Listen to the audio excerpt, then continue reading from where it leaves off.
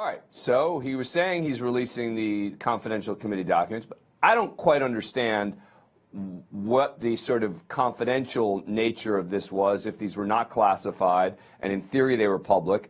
The good news for us is that I have in studio the person who will know all the answers, and that is attorney Ronn Blitzer, who is a senior editor for Law&Crime.com, who's been writing about the Kavanaugh hearings every day, multiple stories, and also joined by Gene Rossi, former federal prosecutor who has been covering these hearings closely. All right, Ron, so to provide some context for us, were these confidential or weren't these confidential? Was he allowed to release them? Wasn't he allowed to release them?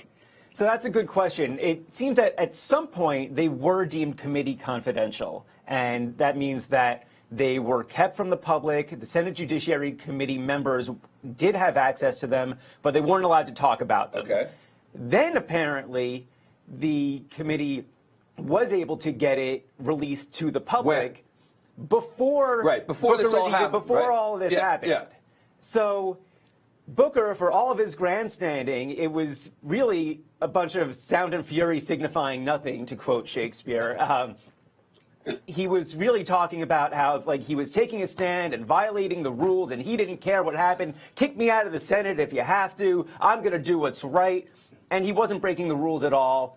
So I don't know why this happened. I don't know why the Republicans didn't even keep him quiet and say, okay, you're not breaking the rules. We already released this. It's fine. So that's one thing that was really questionable about this, that he wasn't even breaking the rules when he released it. Two, I read through the emails. There wasn't a whole lot that was controversial. I don't understand why they were kept confidential to begin with, so I'll give Booker that. But at the same time, you know, he's going on about racial profiling, and this was very important that we needed to know what Kavanaugh had to say. All Kavanaugh said again about racial profiling was that he was not in favor of it. Gene Rossi, do you have a different read of this? I mean, do you view this as a seminal moment in this hearing? You know what, Dan, yesterday, I did think at the moment it was a seminal moment, but this turned out to be a nothing burger.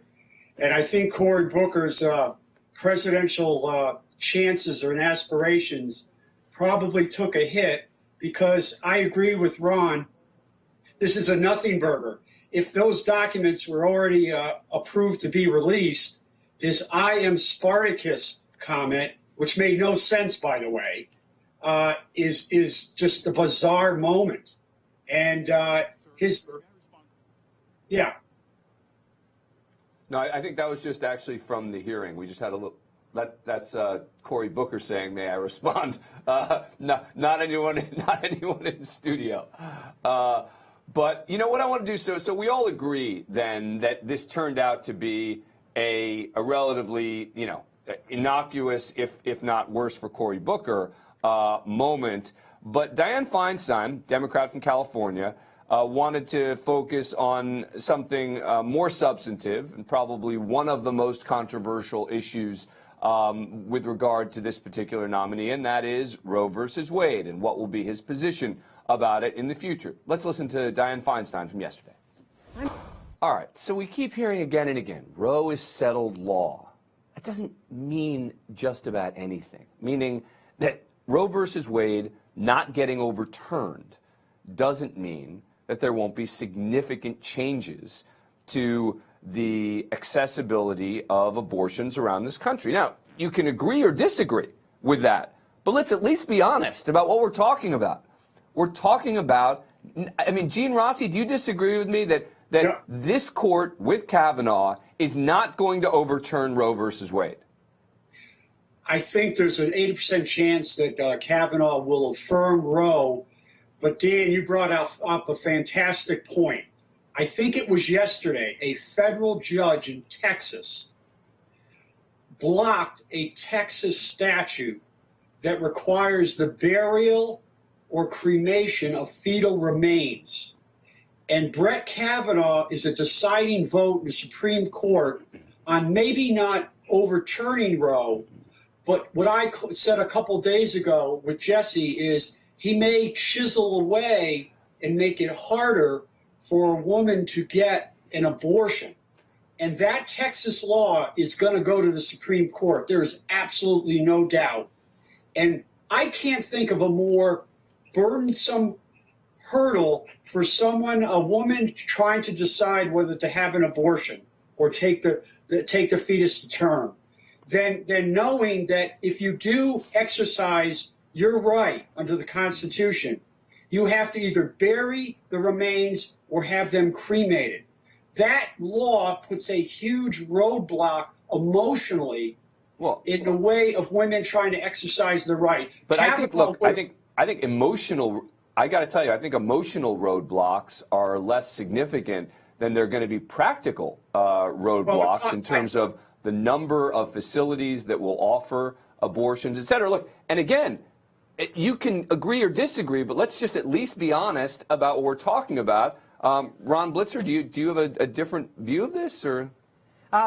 I'm less interested in Dianne Feinstein trying to get Kavanaugh to relitigate Roe v. Wade than hearing Kavanaugh say that, or at least indicate that he's not interested in relitigating Roe v. Wade. You know, when he says it's settled law, I agree with you that that doesn't necessarily mean anything in and of itself. But when he talks about Planned Parenthood v. Casey as being precedent on precedent, I think that means a lot because he's recognizing that Roe isn't just any normal case besides the social implications. He's saying this has been reaffirmed. It has gone before the court multiple times since then, and it's been reaffirmed. So if you can believe what he says, and whether you do or not, you know, that's up to interpretation, I think he said all the right things here. I think if those same words came from a liberal judge, Democrats would be applauding him.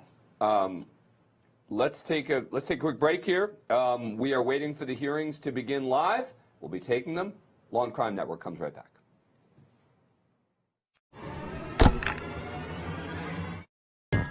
Welcome back to Law&Crime Network's live coverage of the confirmation hearings of Supreme Court nominee Brett Kavanaugh. We are expecting those proceedings to begin at any moment. That is the live feed we are getting from the United States Senate. You see it there. That is what they send out with those exact words to everyone around the country who is waiting for those hearings to resume. And today is going to be an interesting day because there are going to be a lot of experts testifying on both sides, something we see in trials all the time, where you get expert witnesses saying one thing, expert witnesses on the other side. That's exactly what we're having with regard to a Supreme Court justice. And on the one hand, you have people saying qualified, great guy, great judicial temperament. And then you're going to have people saying that they think he's dangerous based on previous rulings or things that he said, et cetera. Not sure how much actual impact all of those experts will have, but nevertheless, it should be some very interesting testimony that we're expecting, again, to begin any moment inside there. So as soon as that happens live, we will go back inside the hearing room. I'm being told they are live. So let's go live into the Judiciary Committee here. So here's why that's so important, what she's saying here. She's now celebrating the American Bar Association, who gives these sort of reviews, which are very basic, well-qualified, qualified, not qualified, et cetera. Judge Kavanaugh has gotten the well-qualified rating, which basically just means that, you know, he's been a judge, he's got experience, he's not making any assessments as to political persuasion, et cetera. But what Senator Feinstein is doing now is saying, reminding people that the ABA has given a number of President Trump's appellate court nominees not the well-qualified rating. And some of them have gotten the not qualified rating.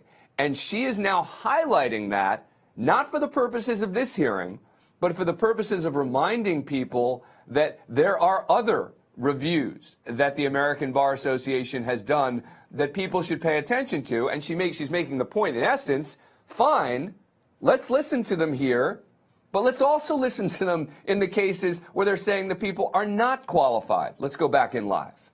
All right, so as he's talking about the various people that they contacted to come upon the final rating here, let's get in a quick break. Law&Crime Network will come right back with the live hearings in a moment.